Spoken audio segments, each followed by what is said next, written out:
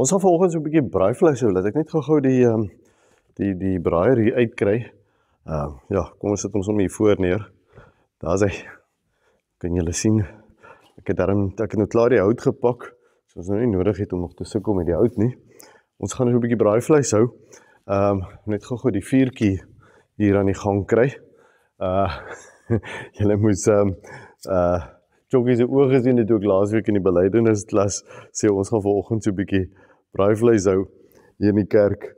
So jy moenie worry nie, ons gaan nie regtig die vuur aansteek nie. Ek het vir ons 'n vuur saamgebring vanoggend. En jy weet ons daar in Genesis lees ons dat Abraham toe hy op pad is met die berg met Isak, dan sê die woord hy het die vuur saamgeneem. Nou ja, ons weet nie presies wat dit beteken nie, maar ek het vanoggend ook my vuur saamgebring. So daar's ons vuurtjie lekker aangesteek hier op die braaivleis hout en nou kan ons lekker ons vleisie braai. So ek het ook vir ons 'n skapie saamgebring vanoggend. 'n Skapie om te braai. Kyk hoe mooi is die ou skapietjie, nê? So perfek. Kyk sy mooi onskuldige oogies, nê? Sy het dan nie 'n ou mooi skapietjie nie, nê? So ou mooi skapie vir ons saamgebring om vanoggend te kan braai as ons net so 'n bietjie braaivleis hier in die kerk hou. En ek het ook my mes saamgebring sodat ons nou die skapie kan slag darm terwyl ons sodat ons darm lekker kan vleis braai. Ons praat vanoggend oor die perfekte lam wat geslag is. Die perfekte lam wat geslag is. Soos julle kan sien hierdie ou skapie wat so mooi en perfek is, nê, sonder enige gebrek. Kyk net sy mooi ou oogietjies, nê. So besef julle, kom ons sit die ou skaap hier op ons vuurtjie, as ons kan braai. Ons het die mes daarom ook hier so, as ons die choppies wil kleiner sny. Daar staan ons ou skaapie nou lekker op sy vuurtjie. Daar sy. Besef julle vanoggend dat as dit nie vir Jesus was nie, hoe ons eredienste sou gewees het. Om die waarheid te sê, ons het dalk dan nie eers vir God geoffer het nie, maar dalk vir een of ander godheid, ander godheid geoffer het, nie vir ons God nie. Of ons so vir ewig vasgevang gewees het. In sinnelose godsdienstige rituele en praktyke in 'n poging om van ons sonde ontslae te raak en vrede met God te hê. Jesus alleen is die rede dat ons hier kan wees. Jesus alleen is die rede dat ons hier kan wees. God ons Vader kan noem, met hom in 'n verhouding kan wees en vrye toegang tot hom te kan hê, sonder dat ons elke week hoef braaivleis te hou hier in die kerk, nee. Braaivleis wat gebrand is, letterlik brandoffers.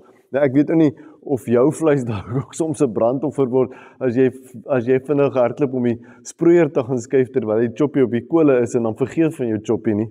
En dan het jy brandoffers nie, of ja, dalk as jou vrou bietjie kwaad is vir jou, dan kry jy brandoffers vir aandete. Dit is wat ons sou moes gedoen het, as dit nie vir Jesus was nie. So ons tema vanoggend is, as daar nie 'n perfekte offerlam was nie, as daar nie 'n perfekte offerlam was nie. Ons gaan saam lees uit Hebreërs 9 volgend, vers 23 tot 10, vers 18 en ja, verskoon dat dit is 'n langerige stuk, maar ek wil probeer om die impak van hierdie gedeelte net dat iets daarvan by u tuis kom vanoggend. Hebreërs 9 tot hoofstuk 10, hierdie paar verse, en ek hoop u kan dit volg vanoggend as ons die deur lees, liewe gemeente. Vers 23 van hoofstuk 9. Dit was dus nodig dat die afbeeldings van wat in die hemele is deur hierdie dinge gereinig word.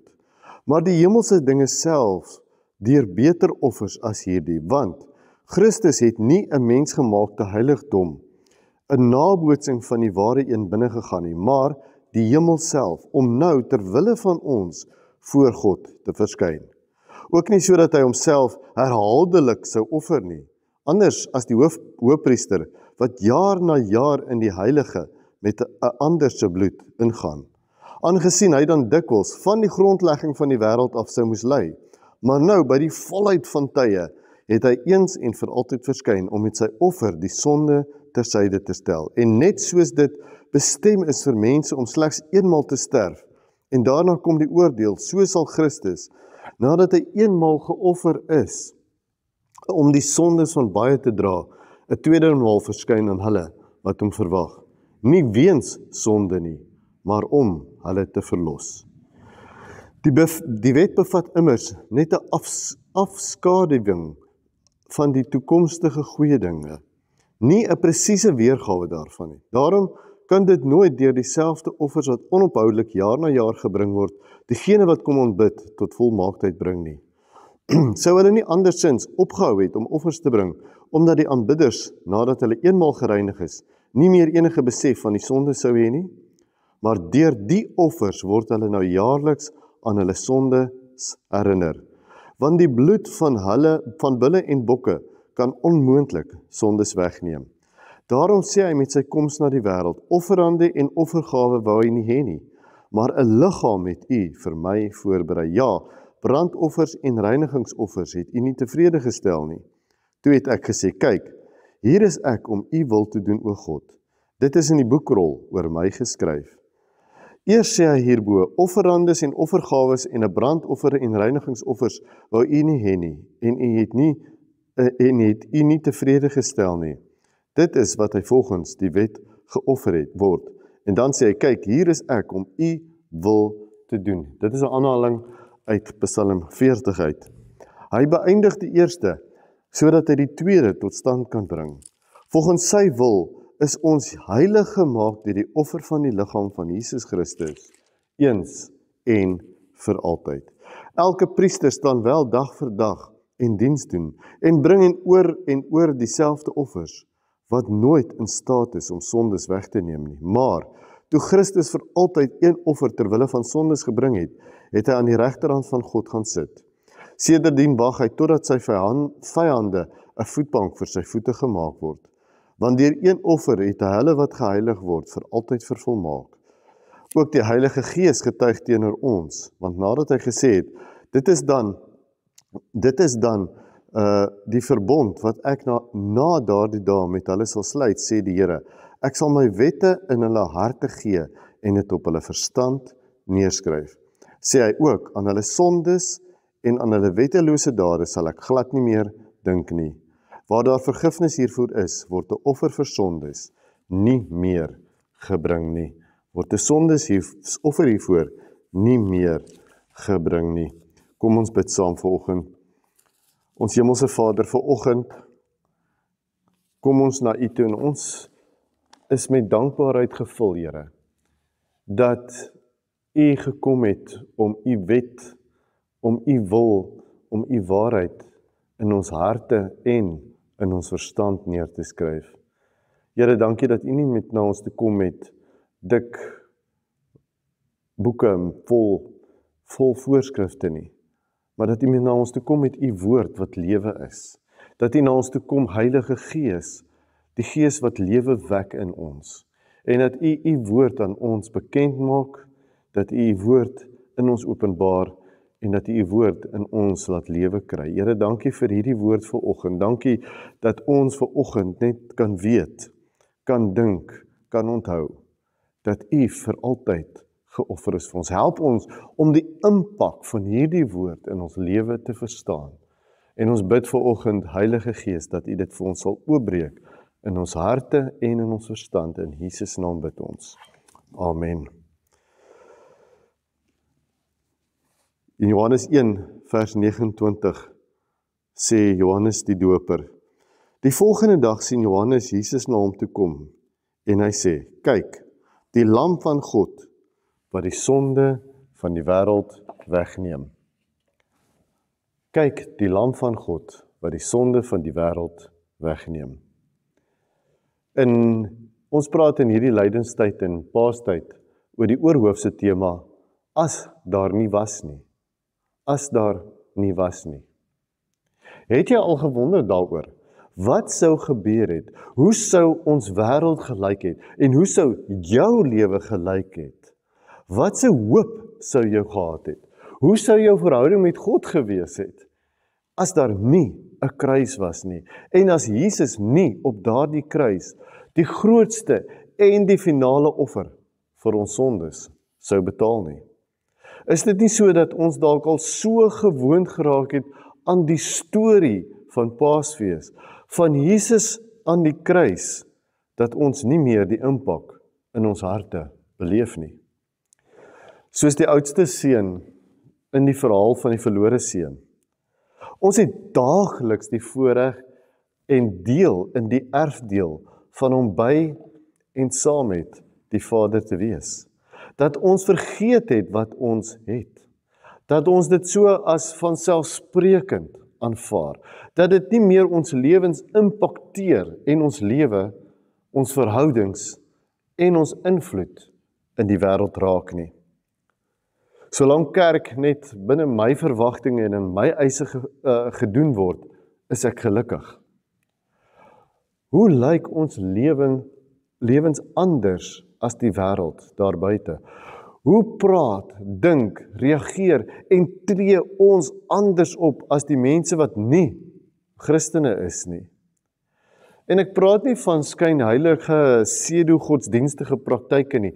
Ek praat van harte wat deur die kruis van Jesus so geraak is, dat ons nie meer anders kan as om so te leef dat ons God se lyfvore is nie.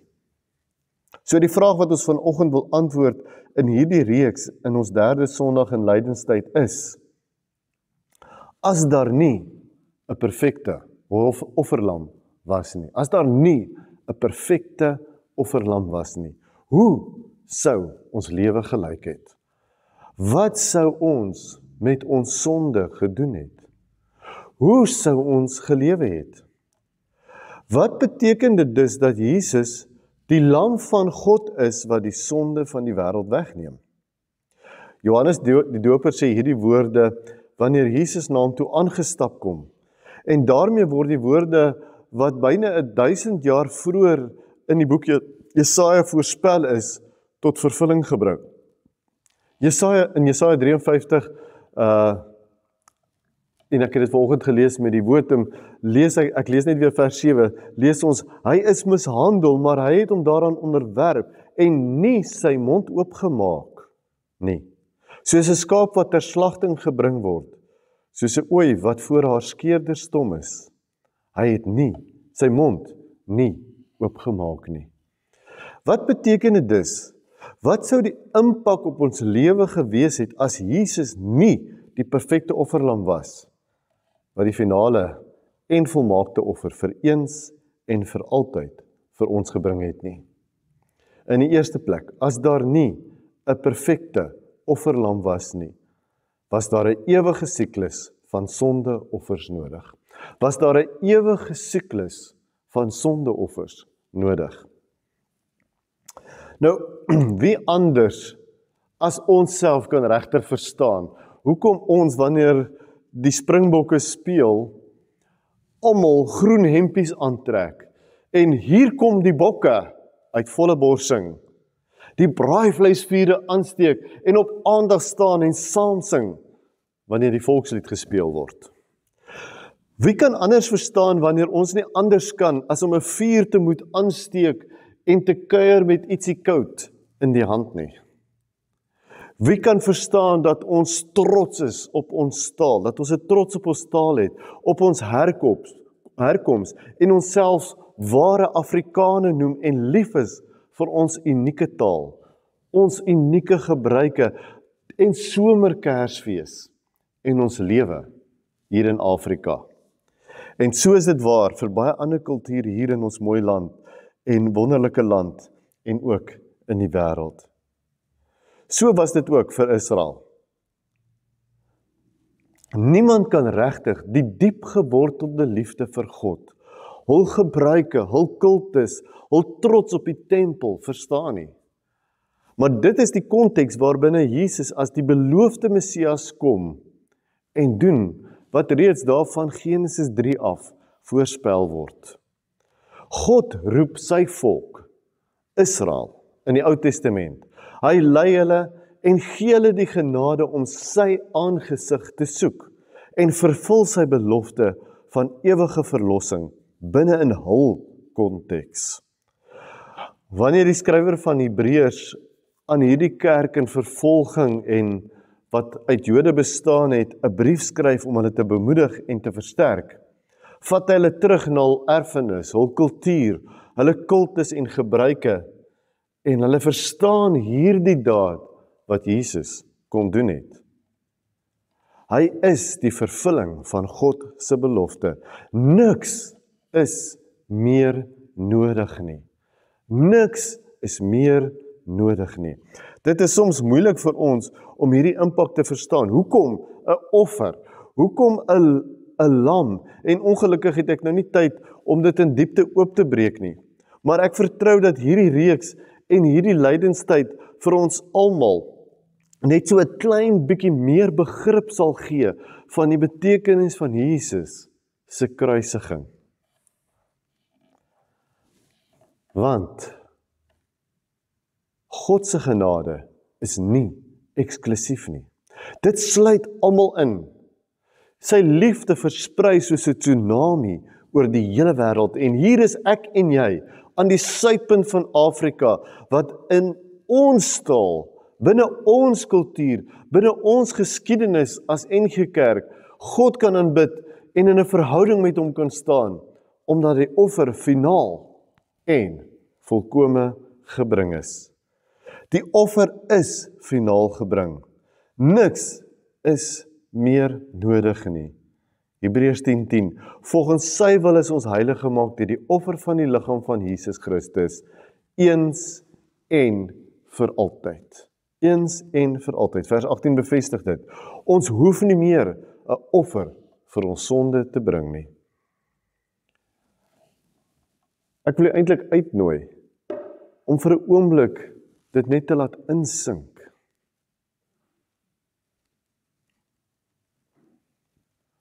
God se liefde bring vir jou versoening met hom. Klaar. Finaal. Die enigste ding wat nou oorbly is om te glo, te aanvaar en te bely.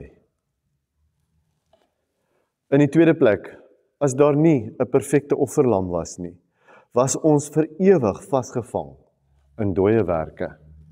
Was ons vir ewig vasgevang in dooie werke. Hebreërs 9 vers 13 of 14, ons het dit nie gelees saam met ons skriflesing nie, maar ek moet dit vir julle lees vanoggend, want dit verduidelik die impak hiervan soveel meer nog. Want as die bloed van bokramme en bulle en die as van 'n jong vers, die verontreinig dis, deur besprinkeling wy met die oog op die reiniging van die liggaam, hoeveel te meer sal die bloed van Christus, wat homself deur die ewige Gees as vlekkelose offer aan God geoffer het, ons gewete reinig van dooie werke, sodat ons die lewende God kan dien. Hoeveel keer voel ons skuldig? Hoeveel keer dink ons, as ek net beter kon doen, 'n beter pa was, 'n beter ma was, 'n beter man was, 'n beter vrou was, 'n beter oupa of ouma was, as ek net 'n beter werknemer was, of 'n beter baas, werkgewer was, of as ek net minder dit of dat kon doen in my lewe, of as ek net meer van dit of dat kon doen in my lewe, of as ek net van hierdie ding in my lewe kan ontslaa raak, my humeur, my ongeduld, my mond of tong wat so vinnig reageer, my afhanklikheid van iets. So baie keer hoor ek by mense dat hulle hoop dat hulle net goed genoeg is vir God, dat die Here hulle darm sal genadig wees oor iets, of ek is so spyt oor. Dit, liewe gemeente, is pre-finale offerdenke. Pre-finale offerdenke. Jy sien, ons gewete, ons godsdienstige sin, ons onvolmaaktheid en ewige stryd in hierdie lewe teen sonde en ons eie tekortkominge, laat ons gebrekkig voel. So baie mense is vasgevang in die siklus van verdienste, van is ek goed genoeg dat God my kan lief hê, dat ek sy kind kan wees, dat ek darm dit sal maak hemel toe. Ons word so baie gekonfronteer met boodskappe wat ons wil vertel dat jy moet sis en so wees. En as jy nie dit is nie, of omdat jy dit nie is nie, asof jy net nooit goed genoeg is nie, dit nooit sal kan maak of sal kan verdien nie. Hier is die punt van die evangelie, die goeie nuus van Jesus Christus, die geheim wat God kom openbaar het, sy offer, sy liefde, sy genade en sy verlossing kan nie verdien word nie. Jy kan nooit goed genoeg wees daarvoor nie, maar Romeine 5:8, toe ons nog sondaars was. Jy kan nooit goed genoeg wees in jouself nie. Ek en jy sal in onsself nooit goed genoeg wees nie, maar toe ons nog sondaars was, het hy gekom, het hy die offer gebring, was hy lief vir ons. Soos jou kind joune is, en jy sal altyd lief wees vir jou kind, so is ons Godsin in Christus Jesus. Jesus se finale offer aan die kruis kom verlos ons van die siklus om vasgevang te wees in ewige, dooie, godsdienstige verpligtinge en werke. Maar hy doen dit om ons op ons knieë te dryf in aanbidding en dankbaarheid in die besef dat sy geskenk is gratis. En daarom kan ek nie anders as om my hele lewe aan hom alleen toe te wy nie. Wat ons bring by die derde plek, as daar nie 'n perfekte offerlam was nie, was ons nie gereinig van alle sonde en geheilig nie. As daar nie 'n perfekte offerlam was nie, was ons nie gereinig van alle sonde en geheilig nie. So baie mense dink dat die boodskap van genade die evangelie goedkoop maak. Dat dit beteken ons kan lewe net soos ons wil. Die ander kant is dat ek dink, soos ek in die begin gesê het, mense, lidmate, ons, raak so gewoond aan die boodskap van genade, dat ons baie keer dink, dit is goedkoop. Dit vra niks van my nie. Jesus kom om vir ons lewe te gee. Maar hier is die boodskap van die offer. Soos Jesus sy lewe prys gegee het, kos dit ons lewe. Eers as ons lewe prys gee en besef dat ek hom nodig het, dat wanneer ek hom bely, word ons vrygemaak van ons eie pogings en word die goeie nuus van die evangelie deel van my storie. Eers wanneer ek myself prysgee, opgee en aanvaar. Ek het hom nodig. 1 Petrus 1 vers 18 tot 19. Julle weet tog dat julle nie met iets vergankliks, soos silwer of goud losgekoop is uit julle sinnelose leefwyse wat deur julle voorvaders aan julle oorgelewer is nie, maar dat julle losgekoop is met die kosbare bloed van Christus. Hy wat soos 'n lam is, vlekkeloos en sonder liggaamsgebrek. Vlekkeloos en sonder liggaamsgebrek. Ons oë word weggedraai van onsself af na God alleen. Dit beteken, dit het 'n impak op hoe ons lewe, op hoe ons dink, op hoe ons praat, hoe ons omgaan met mekaar. In kort, hoe ons liefhet. Dit vra eis op hoe ons God aanbid. Kom ons gou kerk toe en moet my asseblief nie misverstaan nie. Maar het ons nog werklik 'n diep inherente begeerte om God te kom aanbid oor wie hy is en wat hy vir ons kom doen het? In die 40 dae van lydenstyd in die tradisie en geskiedenis van die kerk het dit juist ten doel om ons te laat stilstaan in verootmoediging in die besef van Jesus se offer en hoe dit my lewe raak. Besef ons werklik dat ons self boetedoening sou moes doen vir ons sonde voor God, as dit nie vir Jesus se offer was nie. Dat ons geheilig is van alle ongeregtigheid. Weereens, ons hoef nie te presteer om dit te moet verwerf of aanvaarbaar te wees vir God nie, maar dit kos om aan onsself te sterf en dit moet tog ons lewe op alle vlakke op so 'n manier raak dat ons werklik waar 'n lafenis in hierdie wêreld kan wees waar daar geen hoop en geen lewe is nie. Die offerlam hoef nooit weer geslag te word nie. Die offerlam hoef nooit weer geslag te word nie. Ek weet, die woord sonde is onpopulêr en polities inkorrek in die wêreld waarin ons vandag leef. Maar dit verander nie die feit dat die sonde skeiding tussen ons en God gebring het nie. Dit vat nie die feit weg dat hierdie wêreld lyk soos dit lyk en in die gemors is wat dit is, weens die sonde nie. En dit vat nie die feit weg dat ons daaglikse stryd voer teen die sonde en die dood in onsself nie. Jesus kom bring lewe. Hebreërs 9:26 sê, die sonde is tersyde gestel. Die sonde is tersyde gestel. Hy bring die offer. Ons is geheilig. Ons is geheilig van die sonde, van ons sonde. Ons is verlos van die dood. En daarom kan ons die lewe kies. Daarom kan ons lewe kies. Hebreërs 10:10, volgens sy wil is ons heilig gemaak deur die offer van die liggaam van Jesus Christus eens en vir altyd. Vers 14, want deur een offer het hy hulle wat geheilig word vir altyd vervolmaak. Die res van hierdie hoofstuk sê die Heilige Gees kom skryf dit in ons harte en gedagtes dat God glad nie meer aan die sonde dink nie, want hy het ons heilig gemaak.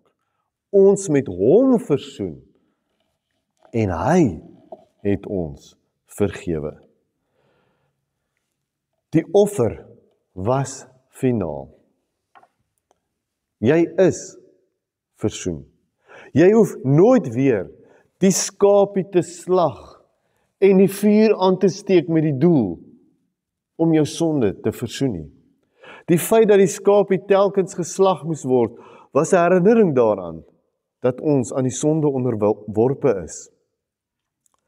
Jesus bring die volmaakte en die finale offer as 'n mens. God se genade was dat hy vir die mens 'n plaasvervanger gegee het. Dis sy genade. Hy gee 'n plaasvervanger. In die Ou Testament het hy gesê, laat die skapie die plaasvervanger wees. Jy hoef nie self te gaan sterf soos wat God se regverdige heiligheid vereis nie. Maar dit kon nooit volkome wees nie en daarom moes dit telkens jaar na jaar en oomblik na oomblik herhaal word. God kom wys die uiterste vorm van liefde en genade en hy self kom in die persoon van Jesus die Christus, die Messias en as die volmaakte skaap, die volmaakte offerlam word die laaste offer gebring. Ek bid dat dit jou hart vanoggend in hierdie lydenstyd in jubeling gaan dit uitbars, want as daar nie 'n volmaakte en 'n perfekte offerlam was nie, sou ons steeds daarin vasgevang gewees het om offers te moet bring wat ons aan ons sonde en ons skeiding met God bly herinner. Was ons vir ewig vasgevang in dooie werke en was ons nooit gereinig en geheilig van ons sonde om God in vryheid te dien en om hom lief te hê nie. Kom ons bly sterf aan onsself, aan ons eie pogings, aan ons eie probeerslag, aan ons ongeloof. Kom ons bly sterf in onsself en kom ons bly bewus van hierdie genade wat onbeskryflik groot, volledig en vir ewig is. Amen. Hemelse Vader, vanoggend sê ons net vir U dankie dat ons hierdie woord in ons harte kan skryf. Here, ons bid vanoggend dat U vir ons werklik waar dit sal in ons harte laat insink in die besef, Here, van die volheid, die volmaaktheid, die absolute totaliteit van dit wat U vir ons kom doen het, vir ons kom gee het. Here, dat daar niks meer nodig is nie, maar dat ons aan onsself kan sterf. Help ons, Heilige Gees, sodat ons kan sterf aan onsself en besef, Here, dit is net U in my lewe. Here, hierdie week, toe die wind so erg gewaai het dit my net weer laat dink daaraan dat die woord sê, U Gees is om ons. Ons kan hom nie noodwendig sien nie.